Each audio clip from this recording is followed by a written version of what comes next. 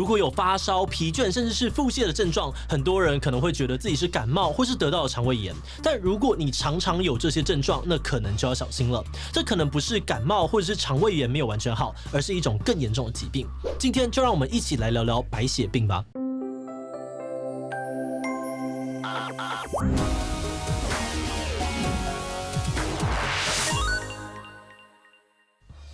Hello， 大家好，我是志祺。癌症已经连续很多年都是政府公布的台湾人10大死因的第1名，而今天我们要聊的白血病其实也是一种癌症，又叫做血癌。有好几年呢，都是台湾人最容易得的前10大癌症之一。像是前职棒选手潘忠伟呢，就曾经罹患过急性白血病，发病之后短时间内症状呢就会变得很严重，甚至有可能会危及生命。因此，白血病也很常被认为是一种绝症。不过有很多的医师或是专家都会提醒说，如果怀疑的话，一定要尽快就医，只要就医就还有机会。究竟白血病是一种怎样的疾病呢？今天这一集我们会来聊聊白血病的病因，有哪些典型的症状，还有它的治疗方式。那就让我们开始吧。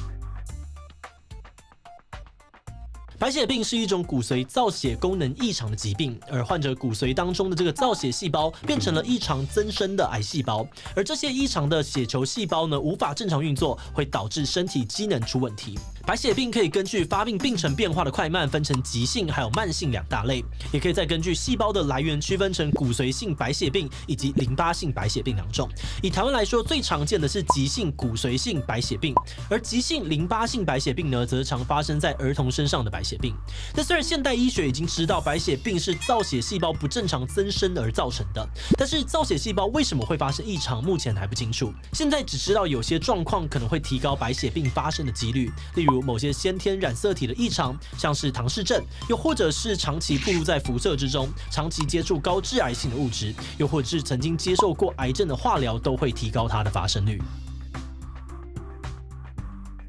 事实上，白血病并不算是罕见疾病。把所有的白血病种类算在一起的话，台湾平均每年会增加600到1000名新确诊的病患，大约是每年每10万人会有3到5人会得白血病。而最近几年还有在逐渐增加的趋势。以最常见的急性骨髓性白血病来说，大概呢有7到8成的病患是20岁以上的成人，而且年纪越大发生几率越高，以65岁以上的长辈发生率最高。不过最近几年呢，50到59岁的病患数量也在增加当中。另外，儿童最常见的急性淋巴性白血病，大概有3%的儿童白血病患者是属于这一类。这种白血病呢，主要发生在15岁以下的儿童，好发尖峰年龄是在4岁左右，发生率也差不多，每年每10万人有4个人会发生。不过，无论是哪一种白血病，如果没有好好治疗的话，都有可能会迅速的恶化。以急性白血病来说，如果没有接受适当治疗的话呢，很可能在几个月之内就会过世。但我们在最前面有讲到白血病的症状很容易跟其他疾病混淆，那有没有什么迹象让我们可以及早发现，赶快去看医生的呢？在白血病的发病初期，病人会很容易感觉疲倦、食欲减退、体重减轻，有些人呢也可能会腹部疼痛或是容易拉肚子。后来也可能因为缺乏红血球的关系呢，容易脸色苍白，甚至是贫血。白血病的患者也很容易会有发烧、感染的症状，关节可能会疼痛，皮肤可能会出现很多的淤青。女性患者也可能会发现月经的血量变多等等。有很多的症状跟其他的疾病很类似，常常会跟其他的疾病混淆，所以等到确诊的时候呢，很多人的症状已经蛮严重的了。那如果自己或者身边的亲友有相关的症状持续很长一段时间，那就要多注意，尽早就医检查。去医院看诊，如果医师怀疑是白血病的话呢，通常会先抽血检查一下血液中血球的状况。白血病的患者通常会看到血液当中不成熟的血球细胞会异常的增生，而正常的血球细胞呢却低于正常数值。但有的时候症状才刚开始抽血检查不一定会有异状，这个时候医生也可能会进一步的用骨髓穿刺，或者是长骨棘，也就是骨盆腔这个外边比较高起来的那个部分，或是胸骨取出骨髓的组织做更精确的检查。但如果不幸检查结果真的是白血病的话，会有哪些治疗方式呢？第一种方法是化学治疗，也就是化疗。这种治疗方式是使用抗癌药物杀死在骨髓里面增生非常快速的癌细胞，而在化疗之后呢，骨髓里面病变的细胞变少了，相关的症状就会缓解。不过这些药物几乎都有蛮严重的副作用，因为它同时会影响到身体内其他增生迅速的组织，包含像是头发毛囊啊、口腔黏膜、肠道黏膜等等。因此有很多病患呢，在疗程之后会出现像是掉发、口腔溃烂或是拉肚子的状况。大多数的患者完成治疗之后都可以完全恢复，但是也有少部分的病患呢会再度复发，而这个时候医师呢通常就会换另外一种治疗方式。第二种治疗方式就是造血干细胞移植，也就是一般人常说的所谓的骨髓移植。医师会去造血干细胞资料库当中寻找合适的捐赠者，确认他的人类白血球抗原是跟病患相吻合的。而找到之后，如果捐赠者有意愿，而且身体也符合捐赠健康条件的话呢，就会打麻醉，从前面提到的肠骨的位置收集造血干细胞，经过处理之后才会移植到患者身上。这边也要特别说明一下，查资料的时候发现，很多人都以为所谓的骨髓捐赠是要从脊椎抽出脊髓液，也就是俗称的龙骨水，担心会瘫痪啊、半身不遂。但其实骨髓捐赠或者检查都跟脊椎没有关系，不用担心会有瘫痪的问题。但话说回来哦，从肠骨抽骨髓的这个做法呢，已经蛮少用了。现在极大多数的捐赠者呢，只要从血管里面收集周边血干细胞就可以了。那在这个流程当中呢，捐赠者需要先施打5天白血球生长激素，刺激造血干细胞增生跟释放到血管当中，再到医院用像是分离式捐血的方式，用6到8小时的时间把周边血干细胞收集分离出来就可以。而这种新式的做法呢，不需要麻醉，不用动手术，那最后呢，一样会在经过处理之后移植到患者身上。不过要找到人配对，得要先有人建档才行。很多国家都有建立自己的造血干细胞资料库，台湾则是政府委托慈济成立慈济骨髓干细胞中心，负责招募志愿捐赠者以及建制管理资料库，协助配对、媒合跟联系，并且协助提供捐赠者从捐赠前到捐赠后的健康照护。1993年，骨髓干细胞中心正式的成立，成立至今29年里面，总共招募到了45万多位的爱心人士的资料，累计促成了超过6000个造血干细胞捐赠的案例，遍及了全世界31个国家。事实上呢，造血干细胞资料库不只是白血病患者用得到，很多其他的疾病的病患也能够受惠，包含各种血液疾病、淋巴癌、自体免疫疾病、代谢性疾病等等。不过，台湾的造血干细胞资料库也有一些隐忧。